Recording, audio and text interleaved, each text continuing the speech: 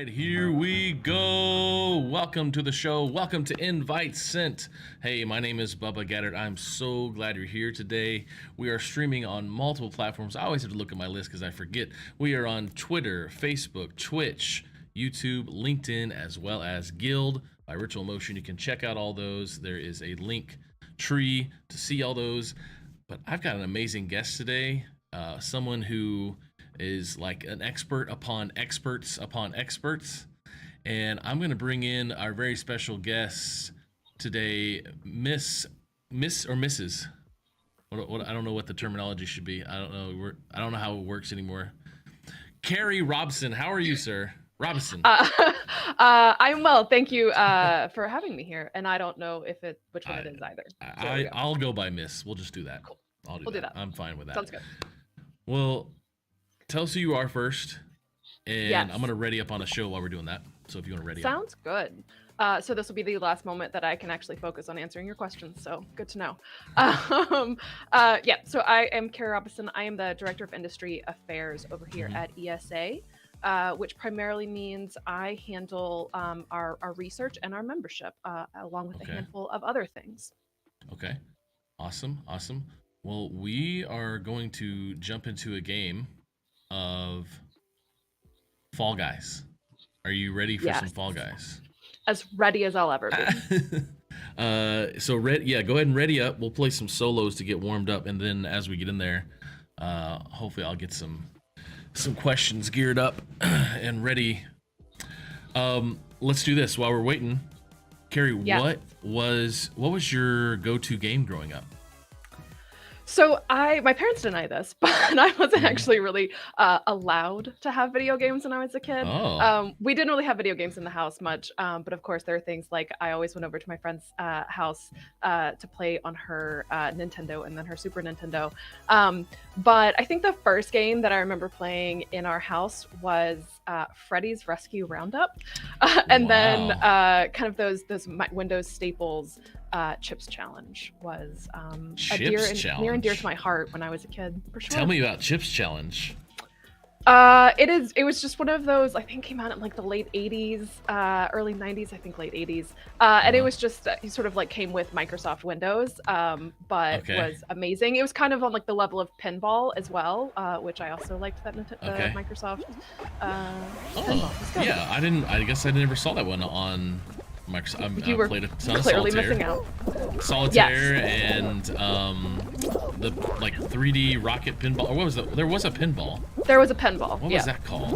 It was something. I think it was pinball. like 3D Pinball FX 3D pinball. or something. Yeah, I think you're right. We'll go with that. So I'm in first place. Come on, you gotta hurry up. Let's go. Yeah. Yep. Been watching a lot of TikToks. Look at all the. There's a girl on TikTok. Actually, her name is One Shot Girl.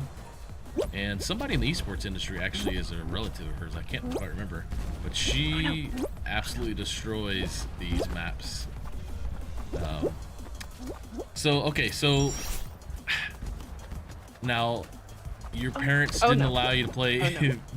Didn't allow you to play video games. They didn't like video games. I mean, we mostly just didn't have games in the house growing up. But except when we had computers, we had a few of those things. I would go over to friends' houses, and on numerous occasions, I have to thank my cousin for letting me borrow her Game Boy for several months. But then my parents would always make me give it back to her. Oh, you got 12th. Way to go. Woohoo! I got first. Despite the fall. Well, it is Fall Guys. It is. It is clever. Yeah. So what games did you play on Game Boy? There was a Mario Brothers game, honestly, and that was sort of like all I could get really good at before return that to my cousin. But I'll say the game that really got me into being sort of the gamer I am today, not my very first game, but was World of Warcraft in college. Oh, we are kindred spirits. I didn't know you were a WoWer.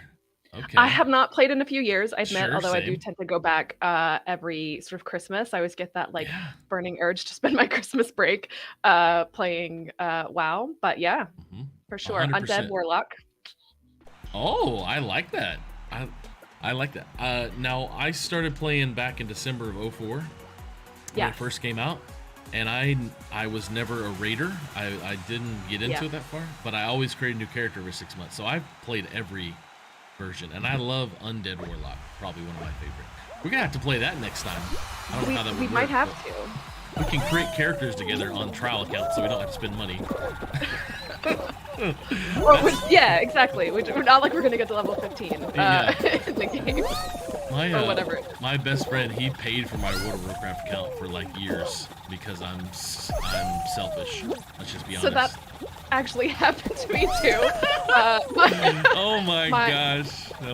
My college boyfriend paid for my account for a long time, but then I definitely got hooked on it. And so, that's awesome. Where am I going? So go ahead. Sorry. Yes. So that was. How'd that work out? Are you married to him now or no? I am not married to him now. No, I'm not. But I am grateful to him for the World of Warcraft, because it definitely got me into games.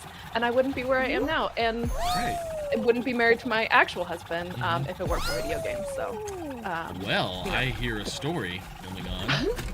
So, Okay, so you attribute your current life and career to video games. Yes. And you had a boyfriend who helped you get into video games in college, but not your husband currently. Exactly. So what's the story there? How then did you meet your husband, and sounds like it's video game related? Yeah, so we actually met in college as well. We were part of like a big group of friends, and I'm pretty sure the first thing he ever said to me was making fun of me when I was quasi complaining that my finger was hurting when we were playing Soul Calibur on their hall. So yeah, it was, may not love at first sight there. It has been a good foundation for our relationship. And then we played a lot of Halo together when we were first out of college together. It definitely got us through that first 4 years after college. Wait, it was good. Was it premarital counseling to yell at each other in Halo, or was it like co-op? Because my college Halo experience was with my roommate putting holes in doors and getting mad at each other. So it was actually we played co-op. We played the story co-op mode. So I was still not particularly good at shooters, and I'm still not all that great, but I enjoy them. And so Halo had a great thing where if someone died, as long as the other person stayed back and didn't die, you could respawn. So I was really good at avoiding the combat whenever he would die, and so we could keep playing and we could get through the story. So we did that a handful of times. Wow, I mean, we played some multiplayer as well, but that was my fondest memories are of me. Oh no! I've never beat this one. I've never beat this one, by the way. I'm so bad at this one. Oh my gosh! I finally did it. Good job. I get usually knocked off right about. You got knocked off, I guess. I did. Right before it ended. So I think it might have been either number 9. Oh shoot! Well, you owned me on the second one. You beat me much faster. I usually win. Usually get pretty fast at that. So, okay, Halo as in college with your before fiance, before married. Yes. Yep. And where did World of Warcraft come into play with both of you, or was that something you guys played too? Yeah, that was something we played too, particularly after college together. And when you don't have a ton of money and you're just graduated. We graduated in 2007, so our Xbox 360 was sort of our first big purchase. For that was Halo, and then we both had computers, which we were fortunate enough to have at the time. Wow. There's also some Lego Star Wars in there, which was good. Some Lego Star Wars on Xbox? Actually on PC. Really? Oh. Yeah. Oh shoot. I really enjoyed Lego anything on the Wii. When we had a Wii, my wife and I got it when we were first married for Christmas, and we just recently stopped playing. The kids just recently stopped playing it last Christmas because it lasted a long time. I was surprised, and we finally got a Switch. But we loved playing Lego Harry Potter and Star Wars on the Wii. I think. I can't remember how much activity with the wand you would do, but maybe there was. I have no idea. I don't think we got a Wii until after we got a Wii U, so I don't think we played on it very much. I never had a Wii Did not U. do that in the right order. Yeah. Okay, I'm on the final round here. I have to get the crown. You do. I've only done this one time before, and it was last week. And the other times I've gotten close to the crown, I missed grabbing it, and I don't remember what grab is. I've already forgotten. Oh crap! I haven't used it all match. I mean, there only three options, right? Two yeah, options? I'm trying to remember what it is. It's oh, I don't know why. I'm sitting here trying to remember what my dadgum grab is. Yeah. Oh, I'm not gonna make this one. Okay. Now, what year are you married? Oh, that's a tough question. 2009, I think it's been. Yeah, 2009. Oh, almost got it. What do I grab? What do I grab? Shift. Sure. Right. No, Shift. No. Nope. No. That's about my life right there. Close. Oh, okay. Good round. Good round. What'd you say? What year was that? 2009. 2009. Okay. Oh, I got married to that. Yeah. Okay. Nice. Okay. Nice. I like it. Then what games were you were playing Xbox when you were first married, and then you got into World of Warcraft again, or before marriage or after marriage? Yeah, I mean, kind of all in there. And I'd say from like college, I started playing World of Warcraft in probably sophomore or junior year of college, maybe freshman year. Somewhere in there. And it's one of those games that I just always find myself returning to, typically after they release an expansion, Yes. and starting a new character sometimes not. I think the last time I started I think I started another Undead Warlock because I just like the starting area so much. Like, it's my favorite. That and the Worgen starting area are absolutely my favorite. But then I have to play Alliance, and that's a little weird. That is hard. Yeah, the Draenir, the purple Yes. alien guys, and the Worgen, those were interesting and fun. But the Brill and going into Undercity, Yeah. I did that 1,000 times. I think as a new character, I absolutely loved it. What was your favorite expansion? though? This is the real test of a WoWer. I don't. I mean, when we got flying mounts, that was always really nice. That was Burning Crusade, I believe. Yeah, that it was just a quality of life improvement, right? I agree with that. That's true. But I played, so when Vanilla or Classic WoW came out 2-3 years ago, whatever it was, my buddy and I, we played it till we hit 60, and then we were bored. But the idea of going back to, you had to use soul or what was it? Summoning stones, or what was it? The stones outside of dungeons. Yeah, summoning stones. And taking hours just to find a group of people, to get 5 people just so you could actually do a raid or a dungeon. Like, those were fun days, and I always like kind of old man get off my lawn for a while of, hey, you guys have the LFG system. We used to run around for hours just trying to find somebody in chat to do a 45-minute dungeon. Yeah, I never did a whole lot of the dungeons, I admit. I was not big on the end game just because I kind of like the like rewards of leveling and like the, I don't know, new stuff. I was really a couple part of like social guilds, but I have to say you got into social guilds? Well, I was just in a couple of them. Nice. I didn't like the guilds I was in were more social than they were like in game focused on raiding. Oh, nice, you made it. Sure.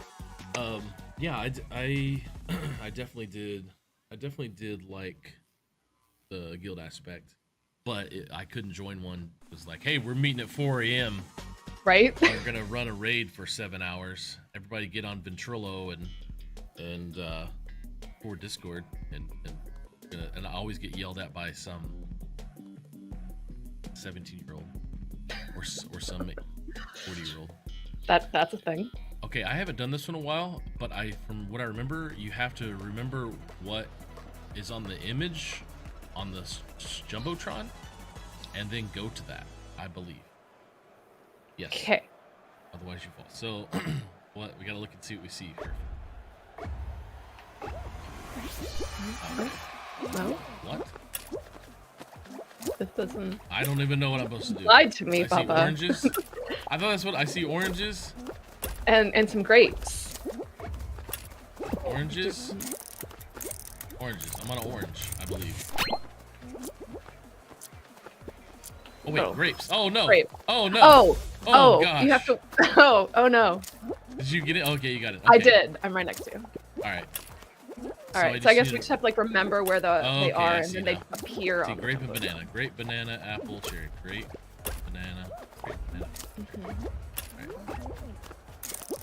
And I don't know what we do. Okay, but now we wait for it. Okay. I'm gonna wait. Apples right here, right here. Yeah. If that's an apple. Yeah, it's an apple. Everyone else seems to think this was an apple. They push people off. Oh, this one's intense. Okay, so what now? Career-wise, let's talk about career. Oh, I'm swiping so hard. I've already forgotten. Okay, watermelon, cherry, banana, grape, watermelon, cherry, banana, grape. What is it? Come on, watermelon. Oh my gosh, I have no idea where it is. I'm going over here. Oh, no. These people are all gathered over here. Yeah, well, that doesn't. Nope. Did you Yeah. Oh my gosh, I was just going where people went. Okay, so and they were all going to the apple, which wasn't correct. Oh, was it not? Oh. No. So career-wise, what did you before ESA? What were you doing? For career. Yeah. So after I graduated college, I mentioned in 2007, I actually moved back to South Carolina for a couple of years, and then moved up to Washington, D.C., where I'm based out of, to go to grad school. And during that time, started working at another trade association for the pharmaceutical industry. And then did that for about 5 years. And then about 6 years ago, I came over here to ESA, and I have been in multiple roles at ESA. I was in government affairs, I was in legal, and now my role is actually part of the communications team. And I will say it's my favorite so far. The work of just sort of knowing about the video gaming and keeping track of kind of industry stats and figures and what's going on in the industry is kind of an amazing job. Yeah. Now, take me back to right before you're married. You were a security officer? I was, in fact. Tell me, how many people did you arrest, or did you Paul Blart people, or? I did not. I did work midnight to 8 a.m., essentially guarding, and I'll use that term a little loosely, guarding an Adidas distribution center in Spartanburg, South Carolina. Okay, that's cool. Oh my gosh, I'm spelling. Yeah. I got a couple marriage proposals. That was always interesting, like the truck drivers that come in the middle of the night, like 2 a.m., dropping off things. I don't think they were serious marriage proposals, but maybe. Like, hey there, you're up late, honey. Those kind of things as a truck driver? Basically that kind of thing. Yeah. Okay, so I in college worked a graveyard shift, but I worked in a warehouse, and it was making Mercury Mercruiser boat engines. Nice. Horrible. But that's we have so much in common. Video games, World of Warcraft, and staying up late to work. Yeah, I didn't find it actually that terrible, like the midnight to 8 a.m. Once the sun comes up, you kind of wake up again. Right. So that's good. Right. Okay. Now I also saw you intern at the Department of State, which I want to say my wife and I are watching Madam Secretary right now, which is all about the Secretary of State. And so I'm learning a little bit at Secretary of State, or about the Department of State, I guess. Yes. Were you a CIA agent? I was not. I did work in the Bureau of Intelligence and Research, in the Office of the Geographer, which is an odd place, I guess. Okay. I mean, it's not odd. It was a great experience for just a couple months, kind of like this typical sort of government unpaid internship when I was in grad school, because my graduate degree is actually in international security studies. Focusing in energy security and transnational security, of which I have not used at all, but it was a good education from GW. So that's where the State Department came in. It was a really good time. Okay, I'm gonna do my best here. I played this one for the first time when I was again, use the term loosely, practicing, and it's rough. There is some strategy on this, and I couldn't do it right. Oh no. I've tried to do the whole like drop down to the bottom. And then just like wear away all the tiles for everyone else. That's a strategy. But what if like everyone else is really good and then they don't drop fast enough? Yeah, or what I had most of the time is people doing the same strategy and we all die. Yeah. Oh crap! Oh crap! Oh no! Oh no! Well, it looks like. I should have stayed so close to the edge. Oh, I put myself out. Gosh. Okay, so you weren't a CIA agent, at least you can't tell me you were. I was not a CIA agent. Sure. You were trained well. Sure. Now, through all the jobs at the ESA, you in industry affairs, this one you have now, what's been different about all those different roles? What from beginning to now? What have you done? Yeah, I mean, so I guess I can back up, and for anyone who doesn't know, so ESA is the voice and advocate for the video game industry in the United States. We work with a handful of other trade associations around the globe, who are great people, and in fact, it's part of my favorite part of the job is dealing with some of those other associations. But we focus in the United States, and we represent publishers and developers, creators who are making all of these games. So Epic Games, who owns Mediatonic, who published this game, are a member company.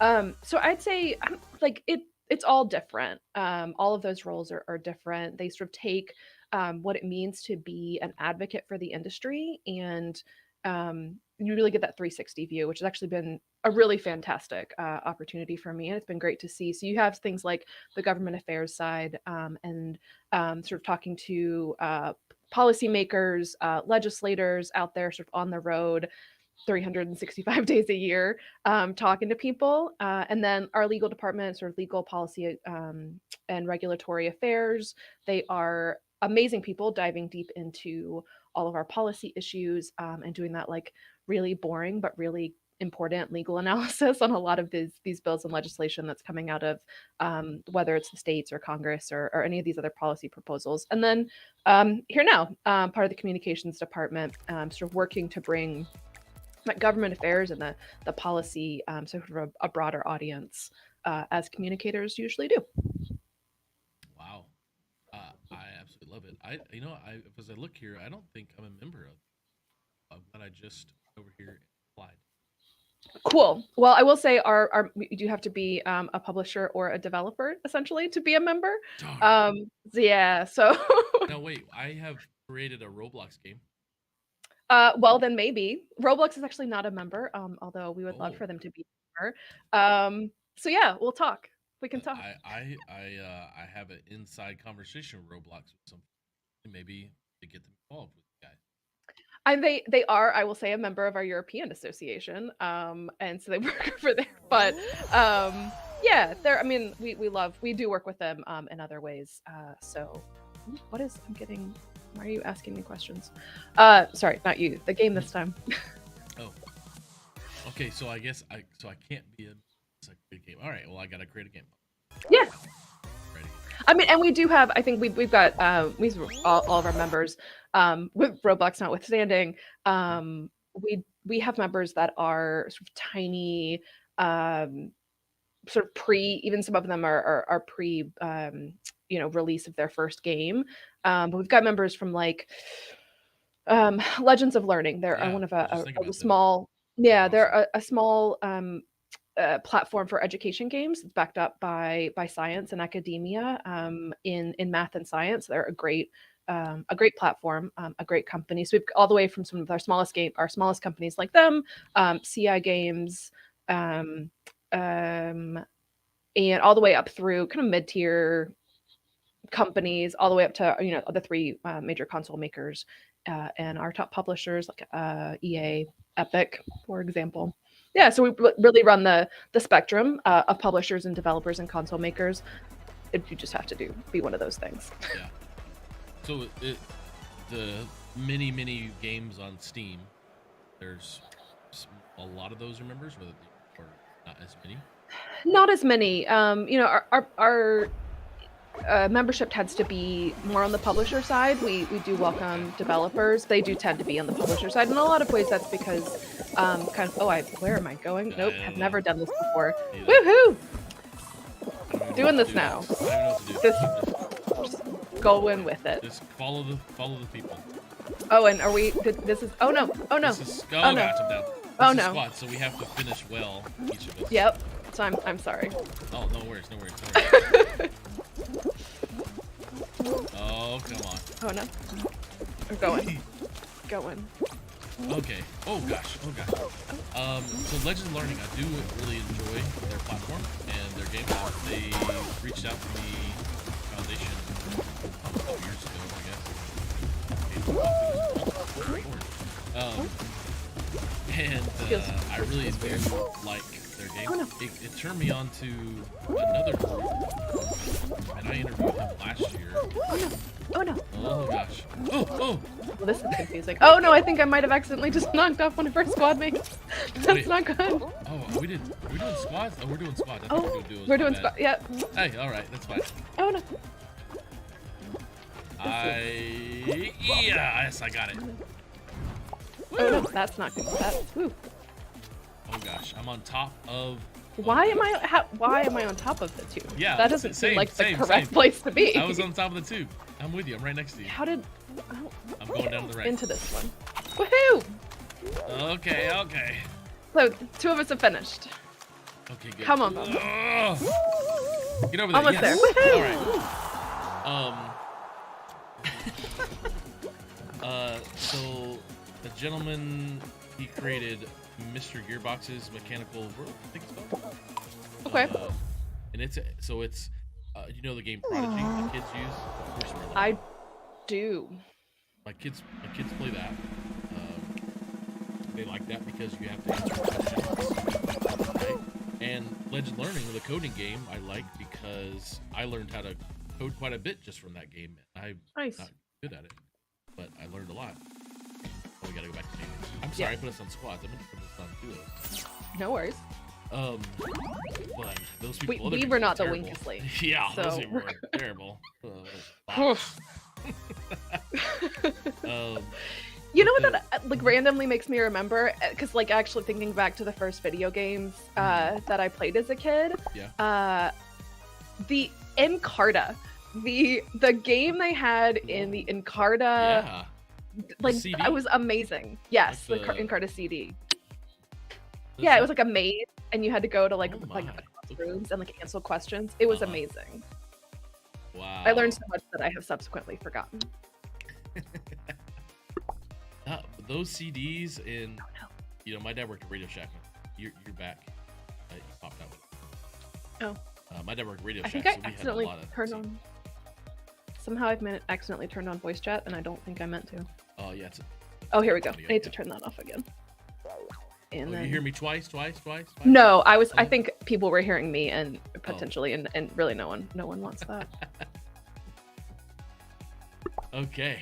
Yeah, those CDs were fun. We had a Flight Simulator CD, I remember, and like the Encarta Dictionary, right? Or something. Encyclopedia. Encyclopedia. That's what... at least mine was the encyclopedia. There may have been a dictionary as well. You're right. Yeah. Okay. Yeah, those were fun. Yeah. So speaking back to old games, Rachel, I just got a phone with before this with Shane from Strong Museum, the Video Game Hall of Fame. Yeah. I told him I was hanging out with you. Had to say what's up. We are great supporters of the Strong Museum and think they are doing amazing stuff up there.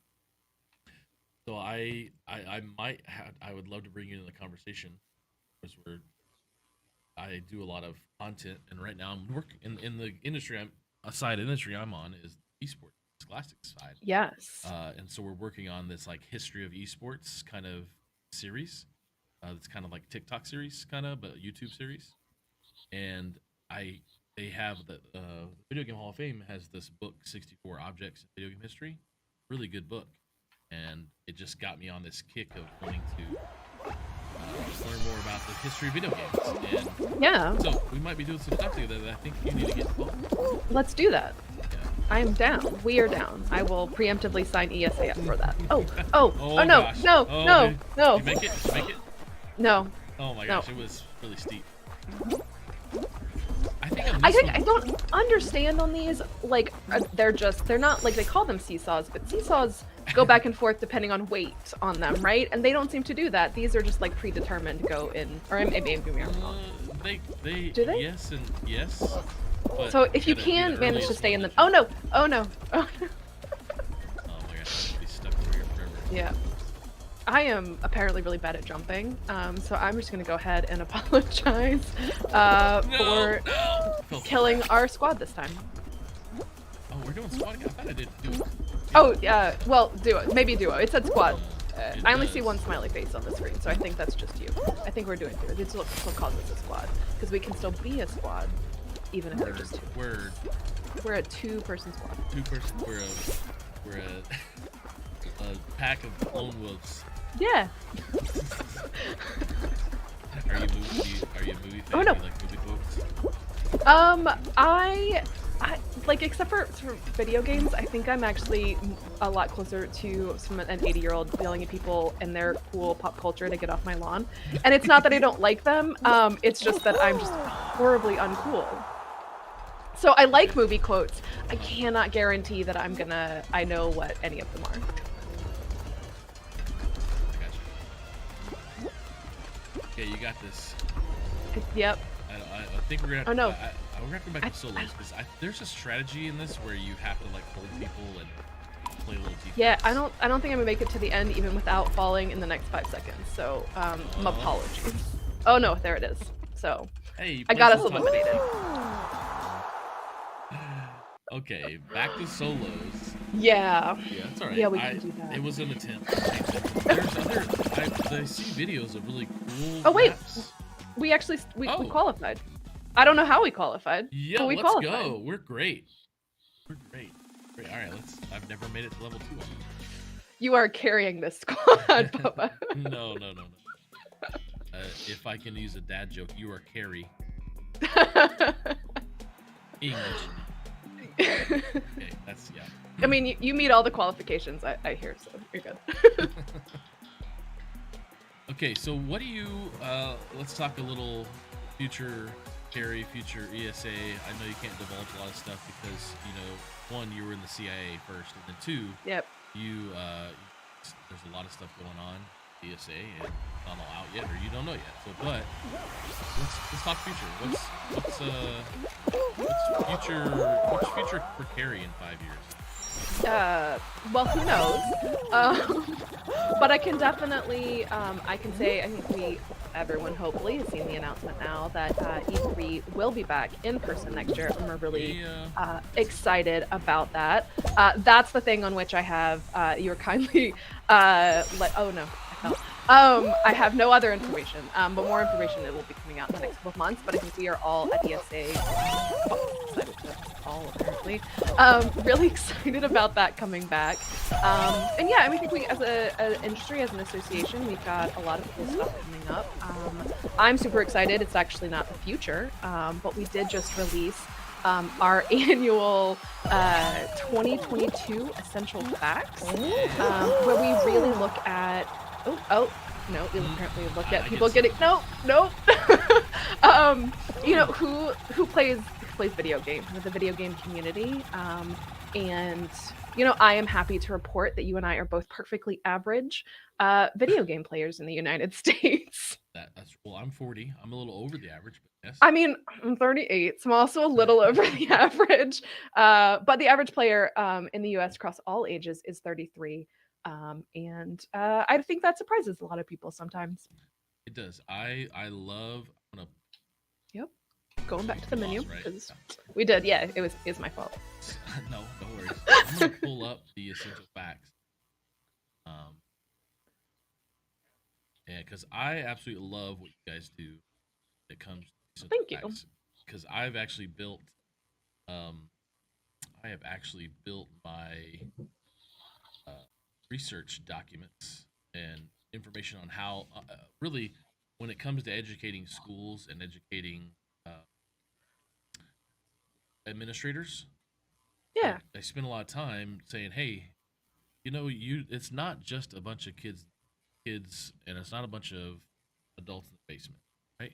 There's some Yeah. really cool data, and so your data is something that's littered through our website and on our research document.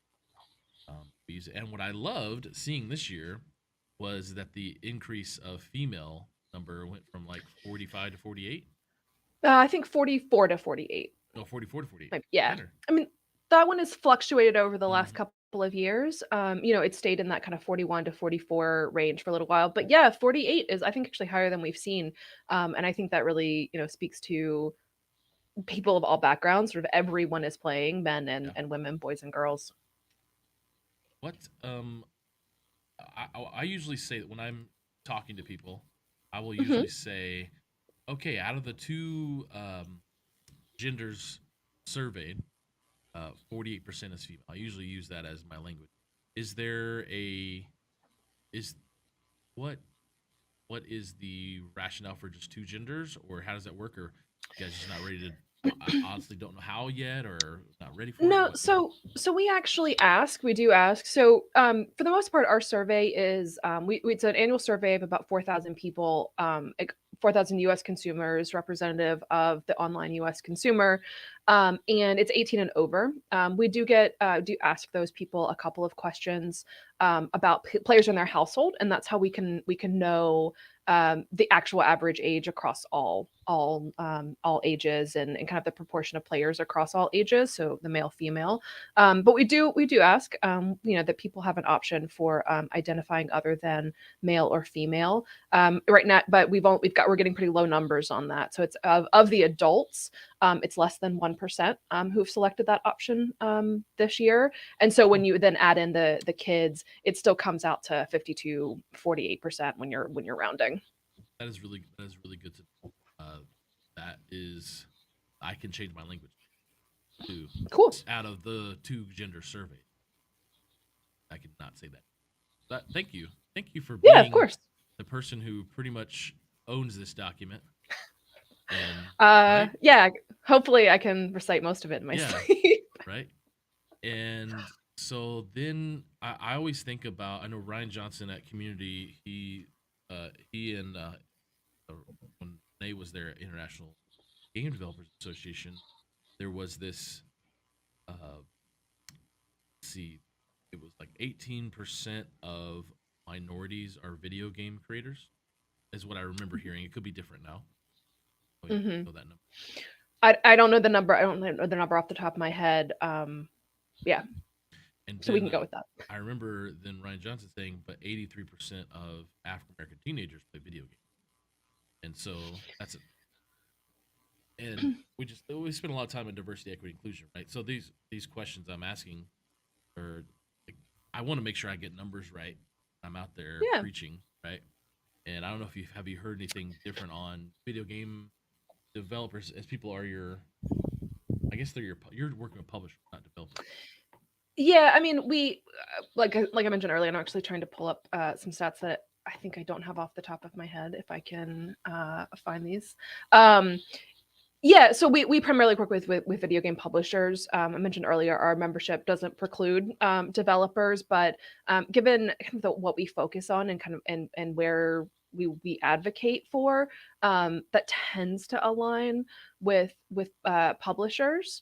And the Essential Facts is surveying the community of players as opposed to in the industry itself.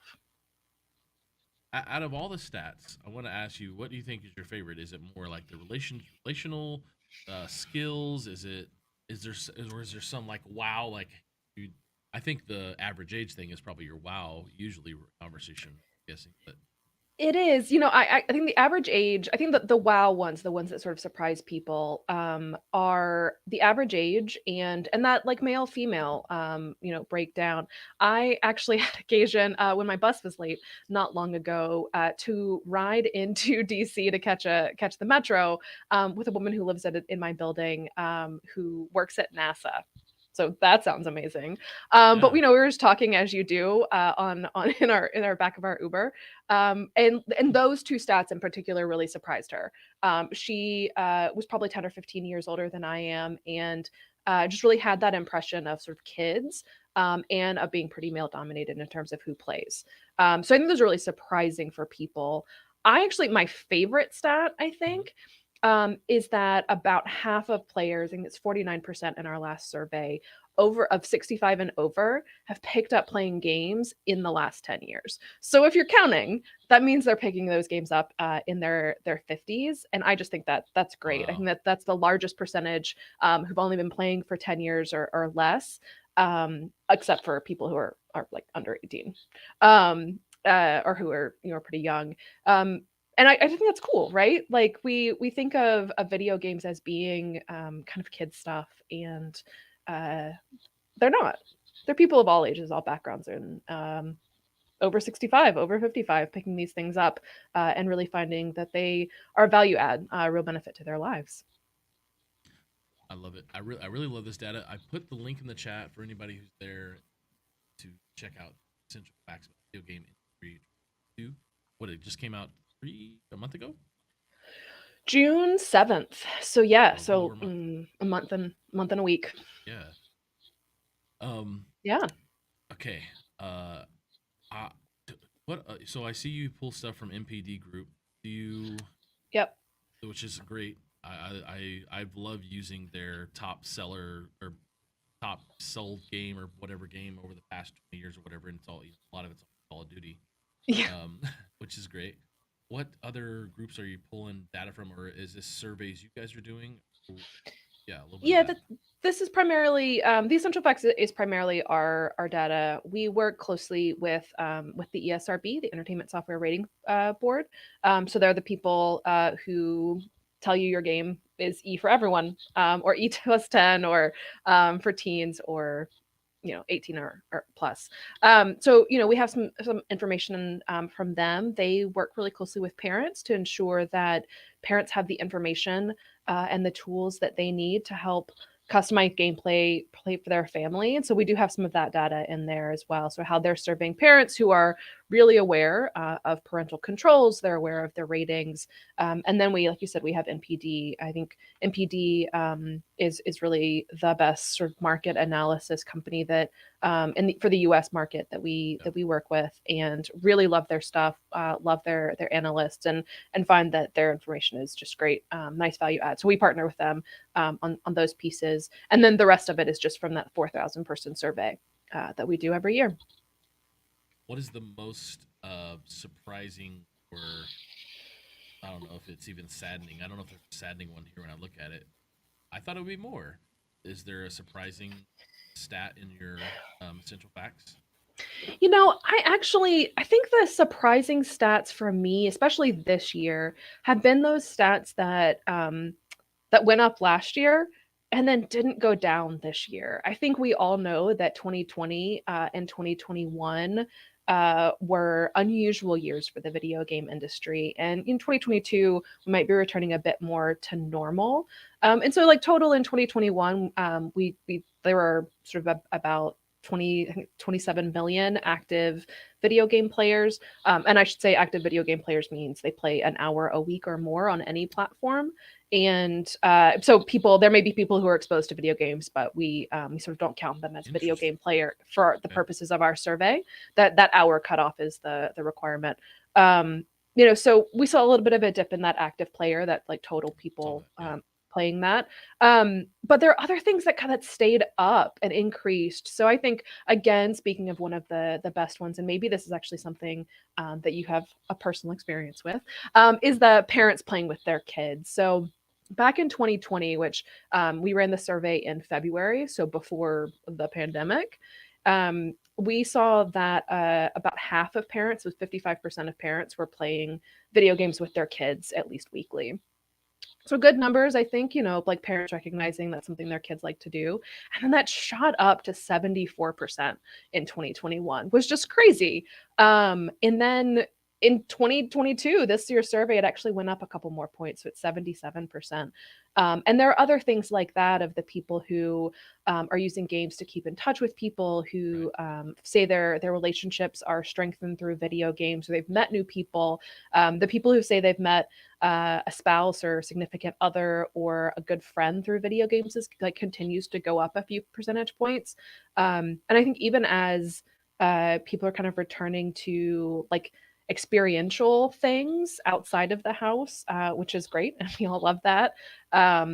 We know we're seeing some of those the benefits of games really stick for people, and I love the sort of continuing to bring community together and bring families together. I think parents had the experience of their kids really asking them to play games, and they saw what this was like for them and how they can kind of build that relationship with their kids and that rapport with their kids, and it stuck. So I think that's probably some of the more surprising stuff for me.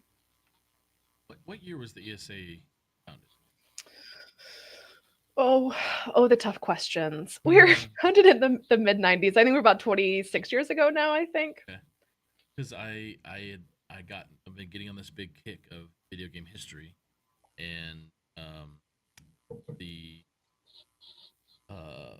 Violence in Video Games Senate Committee hearing in 1993. I watched a 45-minute highlight reel of a bunch of old white men saying, "Well, video games are bad," and stuff like that.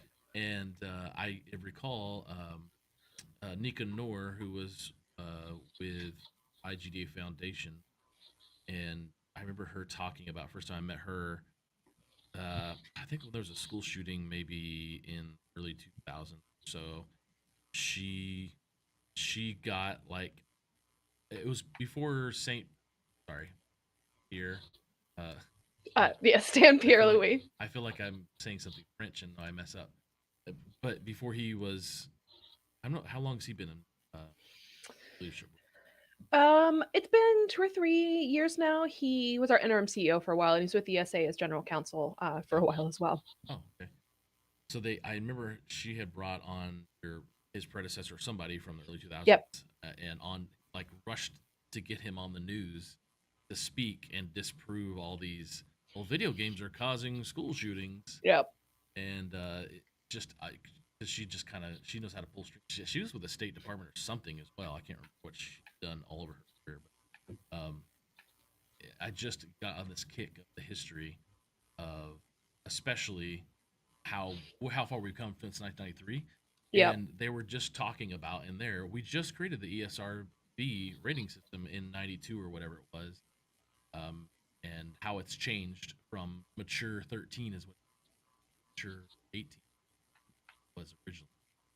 And they're debating, do you think a 13-year-old is mature, ma'am or sir?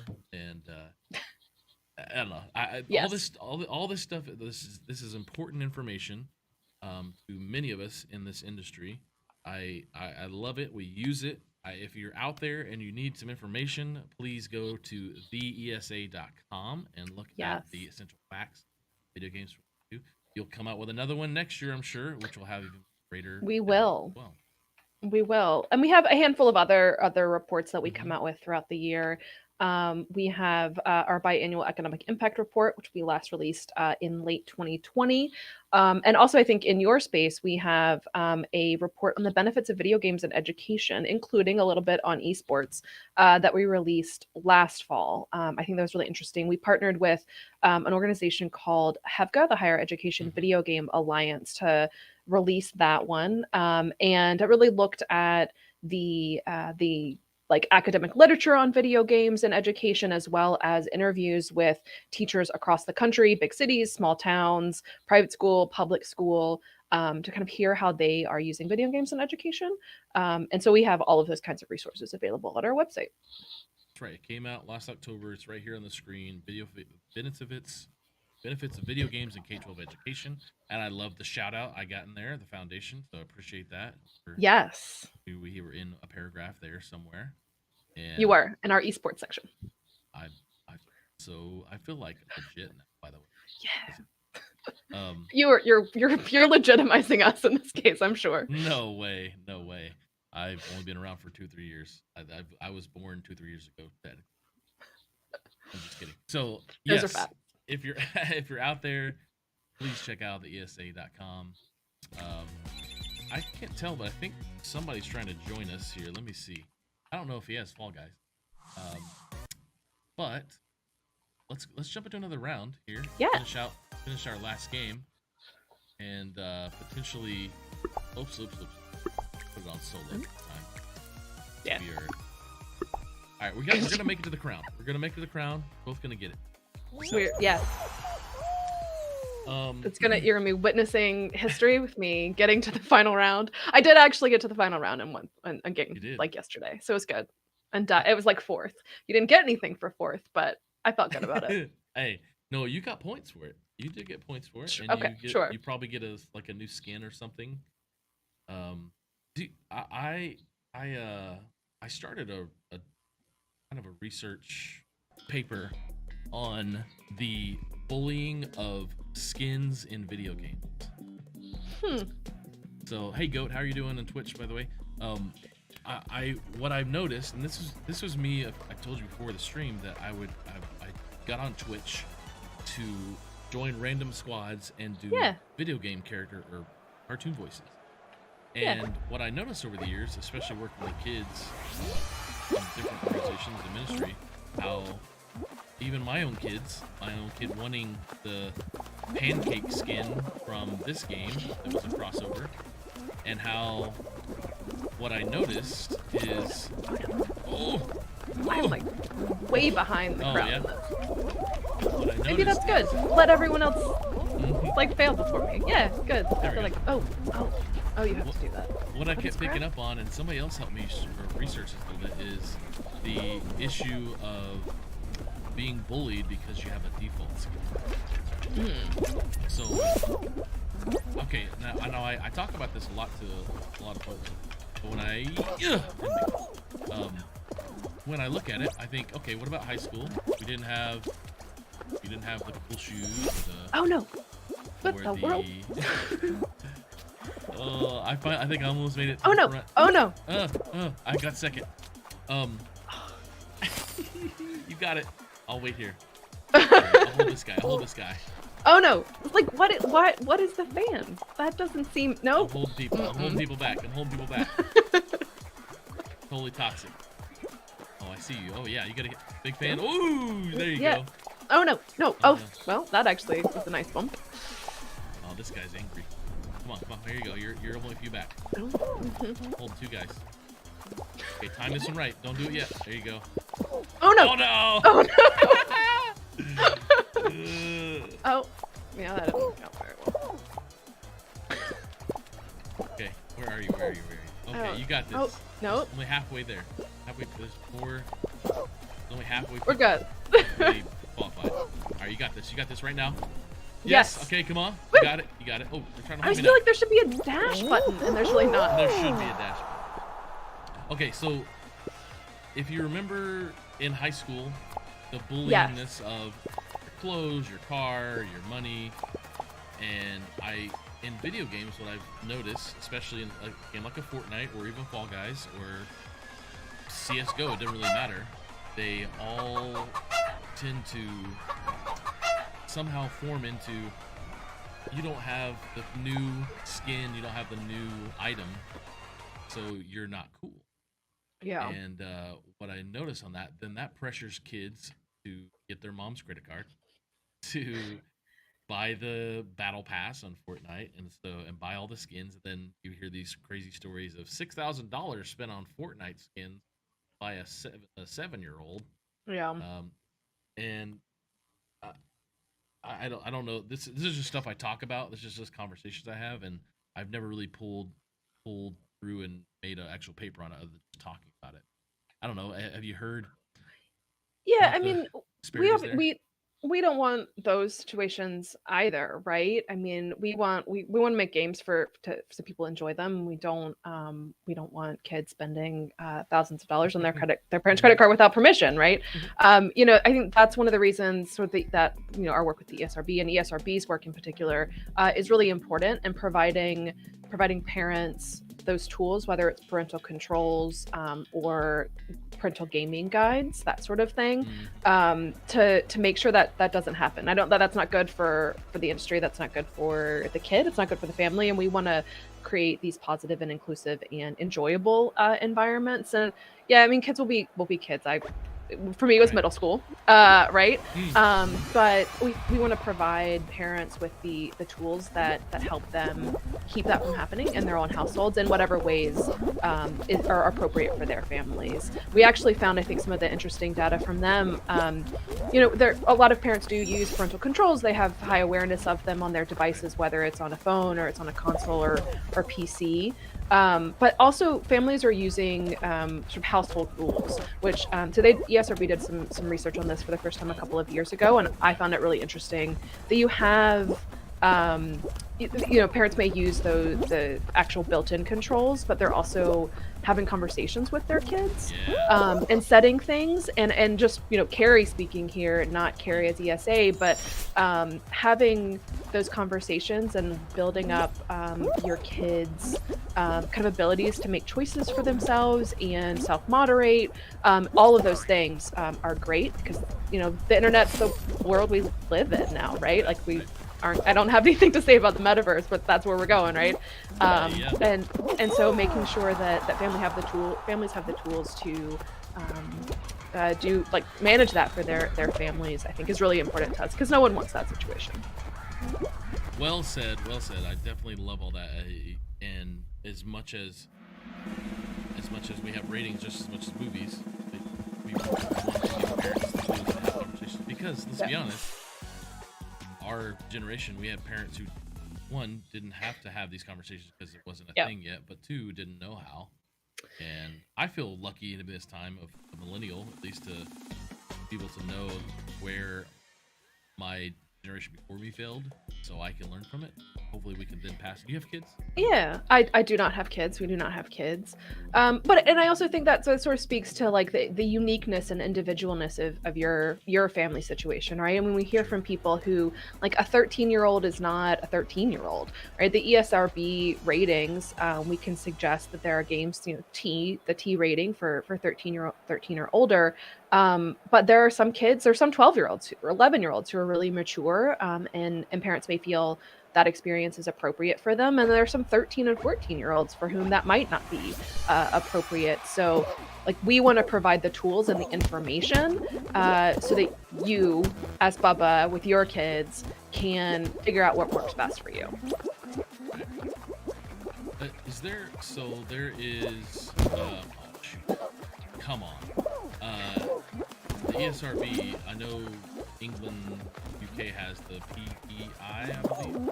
Yeah, they've got the PEGI ratings. So that's like actually across Europe, I think. Europe, okay.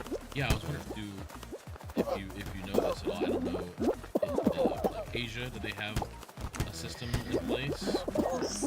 So a lot of individual countries do. Actually, I will admit I don't know fully about Asia. A lot of places use. So ESRB also. Oh no! Oh no! I was gonna hold somebody. Oh no! I was gonna try and hold people, and I turned and I hit qualified. ESRB is more important than my remaining. It's cool. But they actually work with other video game ratings agencies across the world.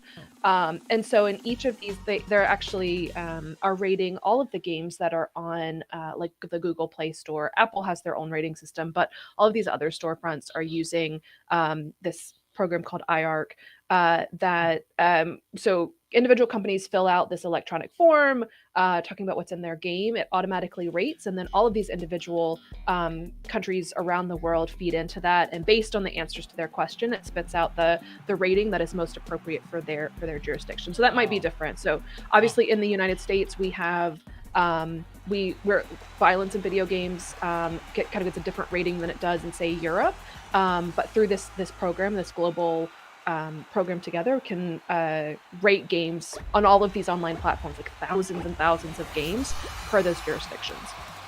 Are video game ratings in Europe less stringent, I guess? Not necessarily. More... They're just different. Okay. Sexualized content is different here than it is in Europe. Other countries, whether it's Germany or Australia, have particular things that are different in their rating system. So yeah, just different. Like different what's, I mean, right? Like the U.S. culture is different from the European culture, which is different in each of those European countries and different in Asia. And so, but that's actually the best part about the IARC system is that with those common questions, and then these different agencies can rate based on what is appropriate for their countries. Do you like this last question here? Do you feel is ESA more United States, North American, or do you also do stuff around the world, or is there different levels? So our primary focus is in the United States. We work some in Latin America, but for the most part, we are working with our other international associations. So shout out to my friends in ESA Canada, but also with a group called IGEA in Australia, New Zealand, the European Association that includes both national trade associations at the individual country level, like the UK, Yuki or Game in Germany, who run Gamescom, and then also like South Korea. So we're working closely with all of those. So we kind of coordinate with all of them globally because we all have some of the same members and the same policy priorities. And then again, there are things that are more appropriate or less appropriate for each jurisdiction based on what's coming down the pipe with policymakers and legislation. Okay, I'm sorry, I'm very focused here. I gotta get it. First place. This is such a risky, like this level, and then the other one. Like, do you let people go ahead of you? Because this one definitely punishes people who are like risk takers. Did you see Squid Game? You watch that show on Netflix? I have not seen Squid Game yet. I know. I told you I'm like an 80-year-old. Like I watch like cozy British mysteries. Like that's my favorite genre of TV show. Nice. So Chris Turner in LinkedIn chat, Chris Turner is a coach down in Louisiana. Is the only coach actually in the world who coaches elementary, middle, high school, college, and works in pro for esports. Crazy. He's saying that the ESA will be at the 2022 National Annual HBCU Conference.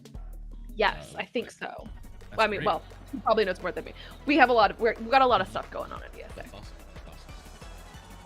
Well, Carrie, I'll see if I can finish out, and it's been fun playing. I feel like we have so much in common. We should play World of Warcraft together and Halo. And yes. I'm actually playing Halo on Friday with Doug CDW. I will say, I've been playing a lot of. I had to definitely to practice up for this because I've been playing a lot of single player games. I will admit lately. A shout out to Jurassic World Evolution 2, which has been amazing. The second one involves you get like aquatic and flying dinosaurs. They're like aquatic reptiles and flying reptiles, but it's kind of amazing. It was a fantastic addition, and the first time I got a Mosasaurus. It was a good day. I love it. I really enjoyed last Jurassic Park game I played was like probably on the Sega, but I absolutely loved it. And you got to I can't remember. You got to do something with a raptor. I don't know. It was pretty fun. I'm kind of into this retro game kick as well, where I just want to play retro games and stream them. Yeah. Because they bring back. Oh no! No! Oh no! You were number 7 eliminated. Jeez. Oh well. All good. Okay. Well, Carrie, this has been great. Amazing. Where can people find out more information about the ESA, and you're on social? Like to share? Sure. I am on LinkedIn. because I'm an 80-year-old yelling at kids to get off my lawn. So I'm not on any other socials, but everyone can find me on LinkedIn. And if you are watching this on LinkedIn, I think it's linked there, right? And then you can learn more about ESA, about all of our research at theesa.com. Now you're only 80-year-old because you're not on other social media platforms. I Being mean, on yeah. being on LinkedIn is great, but only being on LinkedIn, yeah, we'll go with you don't watch I a lot mean, of movies. I admit I lurk on Twitter. There Oh. there are a lot of people I follow who like interesting things to read. Mhm. And actually I think one of my favorite follows is NPT's market analyst for video games because he's always got awesome Nice. stuff. So I recommend that one. Yeah. Matt Piscatella. Okay. Yeah, so I lurk, but I actually do things on LinkedIn and I am 100% reachable on LinkedIn. Carrie, it's been a Cool. pleasure. Thank you so much. When I'll shut down the show and you're free to log out of the Yeah.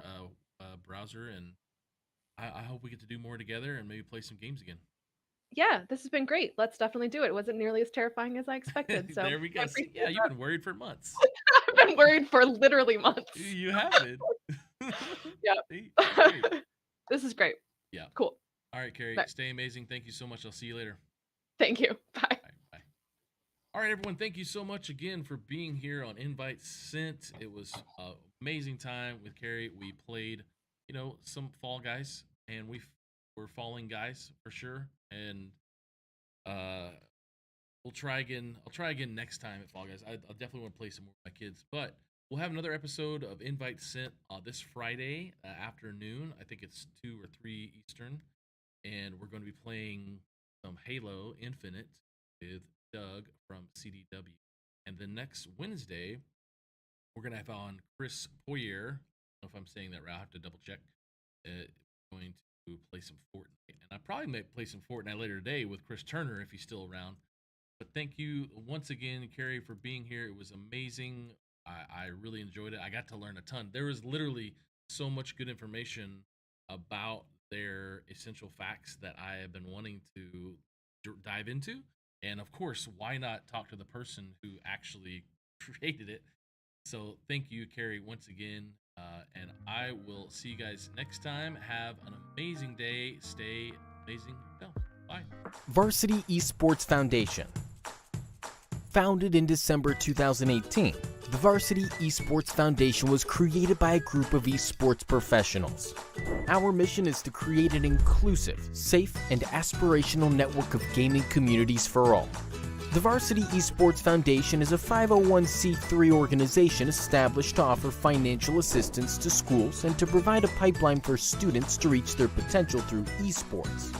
We have 4 foundation goals. 1. Build a network of inclusive gaming communities. 2. Create scholarships for students within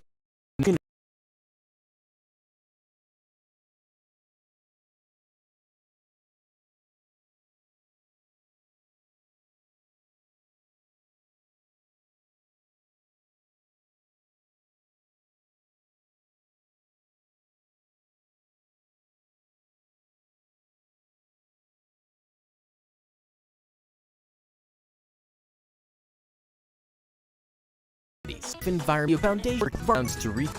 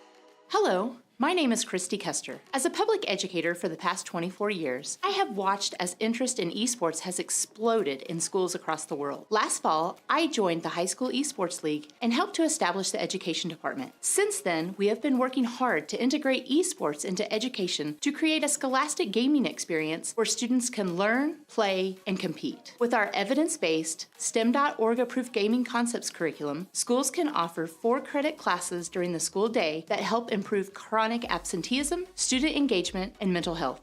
As a senior health advisor for High School Esports League and a former ER physician, I see the incredible need for supporting mental health in students in today's schools. In fact, schools at a formidable crossroads where a pervasive and persistent decline in youth mental health now intersects with staff burnout. This has not been a sudden problem, but rather one we've seen over decades. The American Academy of Pediatrics announced in 2019 that 1 out of 3 students meets the criteria for generalized anxiety disorder before graduation. And the CDC reaffirmed that between 2009 and 2019, depression increased in adolescents by roughly 40%. The most telltale sign that grabbed all of our hearts was when the Surgeon General announced in December of 2021 that female adolescents increased their visits to the emergency departments around the nation by 51% for suicidal ideations. In the face of this, schools are desperately seeking solutions and ways to support those that struggle with mental health challenges. Now, these statistics that I mentioned are averages. We know there are some cohorts that are at higher risk, particularly those students who do not feel they have a safe place or a legitimate connection to school. That's where esports represents a tremendous opportunity. Students who are not currently involved with sports, music, arts, and traditional extracurriculars are left with minimal opportunities to make a connection. Yet many of these students find connections to their friends and other social outlets through online activity, including gaming. So, Scholastic Gaming represents an opportunity to leverage an area of interest into a legitimate class that meets state standards and expectations, all through an evidence-based curriculum that can simultaneously support self-esteem, self-efficacy,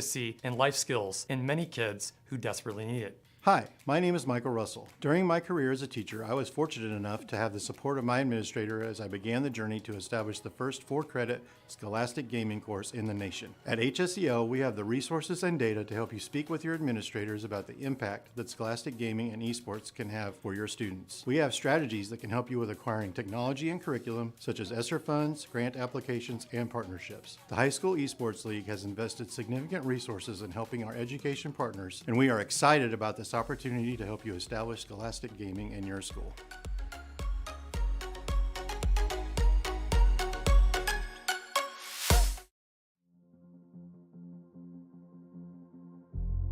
Every day we ask so many questions. What should I wear? What's the weather going to be like? How am I going to fit everything in?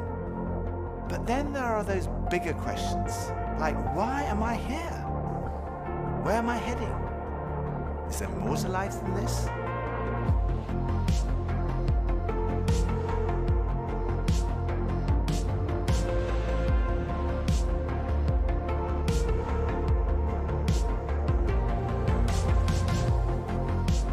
I had arrived at an answer to the most important issue that we humans ever deal with. Is there a God? And I had arrived there without ever really looking at the evidence. And I was supposed to be a scientist.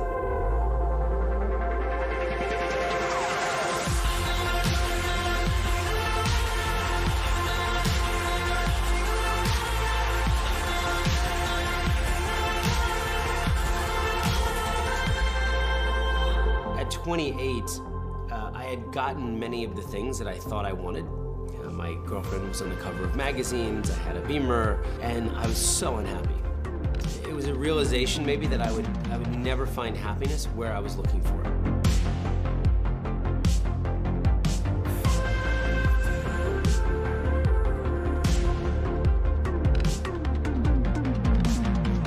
I think for so many years, I always just strived to be strong in myself. All I needed was me and my buddies and, we'd be like invincible. But the truth is, none of us are.